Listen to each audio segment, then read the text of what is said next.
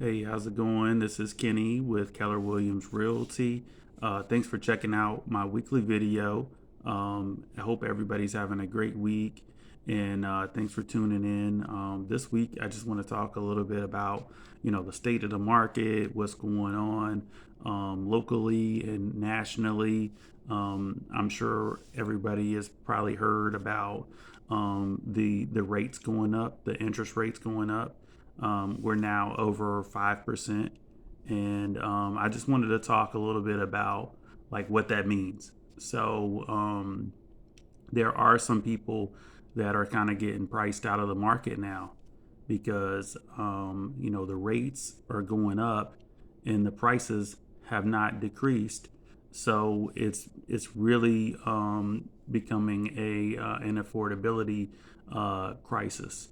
And I back that up. I don't want to use word. I'm not trying to scare anybody or anything like that, but it's really tough as far as affordability. Like that's probably the number one issue that you hear is like it's just too expensive right now for a number of different reasons. I was watching a local news clip the other day, and the federal government listed the Atlanta metro area is now unaffordable. And this is nothing new to anybody that's been out there, been following the market. But it's like I guess just made official. Um, we were, I guess everybody was kind of hoping for more of a balanced market. In kind of a strange way, this might result in more of a balanced market. And I'm going to go into a little bit about how that might work. So I had one of my top clients, most motivated clients, just this week tell me that she was out. She's out. She's gonna take a break, and we had been looking since Halloween, and she was on looking for that perfect house and everything, and had her set of criteria and everything like that. Um, Recently, I think she was initially approved at 260. That's way back when, like last year. And I don't know if at that point they were still like under 3%, but around 3, definitely not 4%. And at that time back in Halloween, and from where we were then, she was at 260 if I'm not mistaken, with her pre-approval from her lender. And then when the rates started hiking, every time she's very conscious of like what her payment's going to be and everything like that. So she's along the way, she's checking in as she hears about rates going up. She's checking in with her lender. Okay, what would y'all's rate be? What would my payment be based on that? And her amount went down and down. So last I heard, just earlier this week, she was like, "Yo, I'm out because the prices have gone up to the point, and the mortgage rate has gone up to the point where I started at 260, and now I'm at 200, 225, and I can't afford what I want.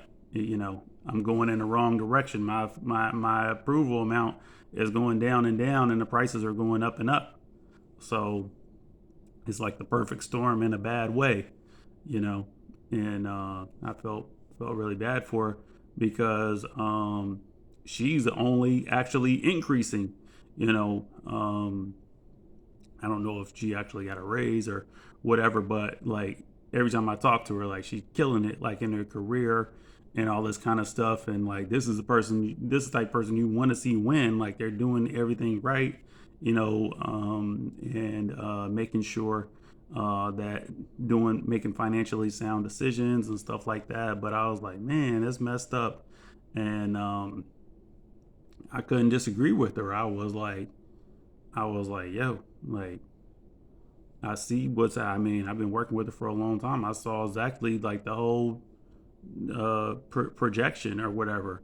And when she first started out, like if we could time travel, like to where she first started, like there may have been some affordable stuff that some more affordable stuff, price wise and interest rate wise back then, but she had to get into it and kind of learn about the market, see homes, see what she liked. Um, there was a conversation about whether or not townhomes are in, and she wanted a single family home. She didn't want a townhome, you know, and things kind of came and went, but she was taking. I encouraged her to take it, kind of at her own time. A lot of agents be like, this market is hot. You got to put in an offer right now. I was like, but not on the wrong house though. You got to put it on the right house. So that's just a little story, and I didn't really plan about saying that, but that just kind of highlights what's going on with buyers. So there are some buyers that are like taken out of the market. For the overall market though, that decreases demand. If some people just cannot afford the market right now, that decreases demand. Excuse me. And that has been one of the big issues. The demand has been so strong in relation to the supply that's available. So it will decrease demand some. And you are seeing some properties stay on the market longer, especially as a lot of sellers are reaching with their prices, reaching with their prices. And then it's getting further out of reach of certain people. It's only going to leave some people. Some people are going to be benched, by this. And so that's kind of on the buy-in side, on the demand side. But what about on the selling side and on the supply side? So what does this mean for a seller? So at some point, this will start to affect prices, because there's not going to be people are now raising their hand and say, listen, that's too high. I'm not going to buy it. Either voluntarily or involuntarily, people are saying that's too high. I can't do that. No, I want a house. I've always wanted a house, but I don't want it like that. You know what I'm saying? And, there still are some situations where people can find their house and they look hard. And especially the more open you are with your criteria, that works. But if you have your heart set on something particular, it's difficult. But on the selling side, on the supply side, you know, that's causing houses to be on the market longer, and it will eventually, if this trend continues, it will eventually affect prices. Now, I really don't feel that it's affect prices yet. What I am feeling just locally and just with one of my top clients just this week, people are getting sidelined, and for a long time, people have been hesitant to kind of pull the trigger because of prices being high. So it's kind of a mixed bag for the buy-in side, whether, some of your competition is, if you're still out there, some of your competition is going to be gone. So that might help, and some of the houses might sit on the market longer, because there's going to be less people that are able to make their offers. Excuse me. But on the selling side, this could be softening just a little bit. Like there's still so much of a supply shortage, but in a market, that's the definition of a market. People that's willing to buy and sell things. Like you can have a great product, but if there's no one there to buy it, then that's a problem. So I think sellers should keep in mind that there may be some softening at some point, and at least backing off. It may not be an immediate sell like it has been. We're still seeing them go super quick. Like, we're not there yet. But instead of maybe 2 days, it might be like 7, 8 days, or 10 days, or 12 days. You know what I'm saying? Like, it's a little bit longer now. Not to say that there's not a lot of strong offers and stuff, but there may be some more days on the market, and eventually that's gonna, like, the reason why the prices were going up so high is because the demand is so high and the supply is so short. It'll start coming together, and we're nowhere close for it coming together yet. But as buyers leave the market, or are forced out of the market, then there will be less competition, and the prices will not be able to be driven up, and may even have to, flatten out or decrease at some point. And also, so I'm not sure what happened. I thought they were supposed to do something the other day. I stayed watching the CNBC, the Yahoo Finance stuff, Realtor.com stuff, and they took a bump. They took a bump last month. I believe it was 0.25, and I think they were talking about the next one. They're going to do 0.5% of a point interest rate bump up, because they're trying to flatten out this inflation, which is the other thing, and real estate's a part of it. The prices going high, food prices are going high, every price is going high, car prices are high, like a lot of prices are high. This is just part of the bigger picture. But they're trying to raise the interest rates to pull down inflation. So in from what I'm hearing from the finance people, like they're behind on that. They need to raise the interest rate more and more and more. So like it's not over with yet. So if it's over 5% now, how high will it go? That's the question. And as we get up to higher numbers, and in like January, December, there were people saying, oh well, yeah, we might get to 4% this year. Like it's already over 5. So like I don't know if the forecasts are right, and also it's the market reacting. Like there's like what actually happens, and then it's like people's reaction to what happens. And so like a lot of the anticipation is, what is the Fed going to do? Are they going to raise rates? Are they going to keep raising rates to get this inflation under control?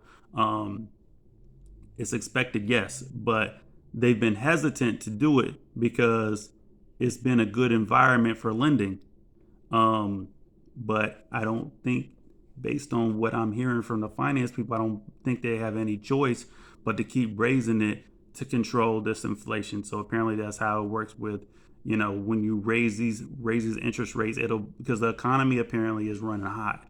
Like it's doing well, to the point where, it just back to housing. So, housing prices are up. That means housing is good. It's like not necessarily, because the price has got to be in some way, shape, or form related to like real life. You know what I'm saying? If a house is $1 billion, it's like, yeah, I guess housing is doing good, but it's like no one can afford that. You know what I'm saying? So it's not related to what real people can actually do.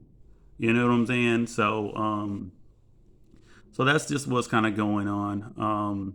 So we'll continue to watch this, and I'll continue to update on like what's happening with the interest rates. How is that affecting the market? How is that affecting demand? Supply, they're building everywhere. If you're in the McDonough area, if you're in the Henry County area, even the Clayton, South Fulton area, all over the South Metro, where I mainly am most of the time, where I actually go a lot. Houses being built just as quick as they can, just as quick everywhere, especially down, and I don't know why it is, like Hampton is just eat up with new construction, just all through there. Excuse me. They're trying right around the corner from my street. Just threw a new phase on whatever community, even some townhouses. Around the corner from me, they put up some townhouses. Like they're trying really hard, but it's like it's such a big dent, because what happened was, like back when the market crashed, before 2010, like the market was a buyer's market for a long time, so they stopped building, and then they got like really behind, and the prices have climbed because the builders, they didn't build. You know what I'm saying? Like. And then now the millennials have come to, and the millennials like a really big generation. Like I'm like technically part of a millennial, and I'm 1982, and I'm not sure where the other side of it was, like 20-year generation or something, but like it's really big generation. But apparently the ones that are like 30-ish, 31, 35, something like that, like those are the guys that have got in their head like, it's time to buy. And there's a lot of them that are that age. So that's a big part of it too. So that's where a lot of demand is coming from. They're like, listen, we're not staying with mom no more. We're not renting no more. Like, we need to get this done. Like, I don't care what the price is. Like, I want my own house. You know what I'm saying? So that's where a lot of the demand is coming from.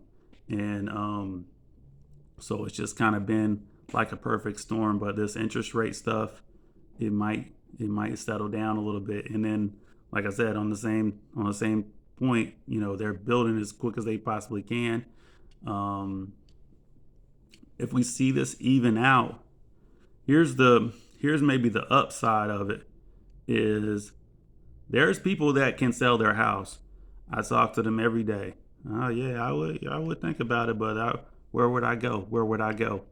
If it evens out a little bit, then these sellers might let the homeowners might possibly be sellers and let go of what they have to somebody that wants it. If they could get what they wanted, that's the whole trick. So it may be is not necessarily the worst thing in the world for the homeowners. Like, oh man, well, I gotta sell now. It's like not necessarily, because they still are looking for the place where they need to go. So it's definitely a lot of moving pieces, but that's just a little bit of like the snapshot of like where we're at right now, and I'm sure it'll be a whole different picture, like in a month from now or 2 months from now, because that's definitely kind of from the first of the year to right now, it's a different picture. So we just got to kind of stay up on it. But anyways, thanks for checking me out. Thanks for tuning in. Every week on Wednesday, check me out, new videos, and y'all have a great week.